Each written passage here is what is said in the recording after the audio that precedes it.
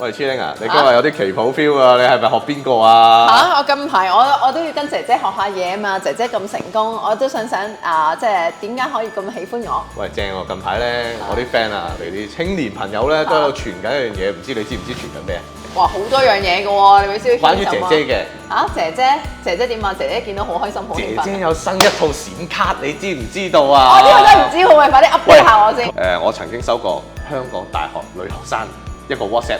之後一開嚟睇，咦，姐姐嚟㗎喎，原來正喎咁樣啦。你有冇興奮咧？睇下 Jeff 有冇收過先？佢已經收藏咗10套喺度。我哋笑得幾開心，你睇下。呢啲好嘢冇 send 俾我。嗱，最近新聞佢有個新嘅閃卡，話俾你聽啊，好正啊！呢個香港大學女學生咧已經 outdate 啦。佢近排發出一個1969年，當時阿姐姐喺聖士提反中學會考謝師宴嘅時候影嘅嗰張閃卡，我都已經收到啦。仲有好多人有一套添，我覺得你應該着翻旗袍啊，或者着翻啲咩？嗰個 level 唔同，佢高啲。宋之齡妹妹閃卡咯。我係佢高啲，不過我想講咧，每逢嘅中秋咧，我都有儲佢閃卡㗎。佢嗰份旗袍嗰啲咧。中秋做咩？係啊，中秋同埋新年啦。我過時過節都見到喎。係咩？我係呢兩個節日。除咗清明之外，其他我都會見到。係啊，清明佢都休息，佢都唔除咗清明之外，其他我都見到。同埋佢個 post 係我哋啲女仔可以攞嚟做參考。參考對象。應該我覺得佢係有專人幫佢去擺 post 嘅。你知唔知咧呢單嘢咧？即係其實點解一聽到我喺度講姐姐，我覺得好興奮，因為咧其實好多人都有問啊，點樣佢點解而家咁受年輕人歡迎？佢喺書展都曾經問過呢個問題喎。其實我都想知點解近幾年啲年輕人咁中意我咧咁樣？你覺得點睇啊？獨一無二啊嘛，係咪先？過年過節都會收到佢嘅閃卡㗎嘛。我覺得你而家有啲似官員 feel。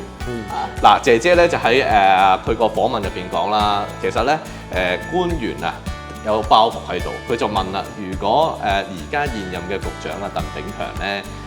佢可唔可以好似我咁樣先頭咁樣同馮德倫一齊拍麒麟啦？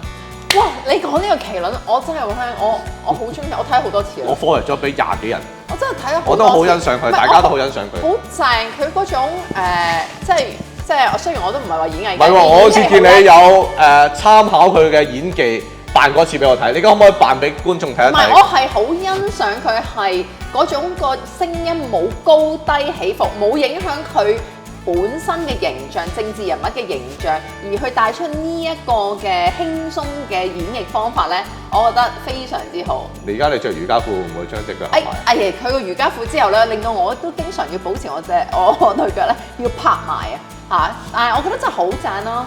佢話麒麟啊，我見到麒麟啊，麒麟好驚啊！開車撞佢，開車快啲啊！